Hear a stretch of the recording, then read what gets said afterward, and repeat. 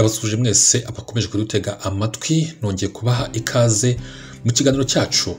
Ejo hashize tariki ya 13 Werurwe 2024 mu gitondo cya kare nibwo abatuye mu mujyi wa Maputo ahangaha akaba ari muri Mozambique basanze imodoka y'umushoramari witwaga Umuherwe Rutayisire mu mugezi wa Ruhurura.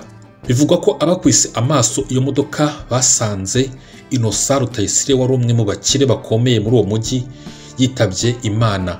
Zimwe mu nyandiko zo mu bitangazamakuru byandikirwa mu mujyi wa Maputo muri Mozambique zivuga ko uyu munyarwanda yari afite akayabo k'amafaranga agera kuri miliyoni nyinshi z'amadolari mu mabanki yo muri icyo gihugu yakuraga mu bucuruzi bwa lisansi, amaduka y'ibiribwa n'utubari yari afite mu bice bitandukanye by'icyo gihugu.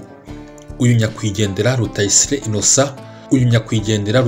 Innocent bivugwa ko yahoze mu ngabo z'u Rwanda exfar aho yahunze afite ipeti rya kaporari. Ikindi, Rutayisire ni mukuru wa karemangingo Revocate nawe wari umukire wiciwe i Maputo arashwe mu mwaka w'2021, ariko kugeza ubu iperereza rya polisi rikaba ritarerekana abamwishe.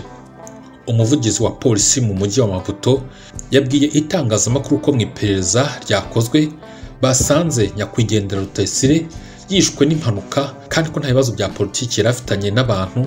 Aya makuru kandi yemejwe n'umwe mu bavandimwe be ba hafi.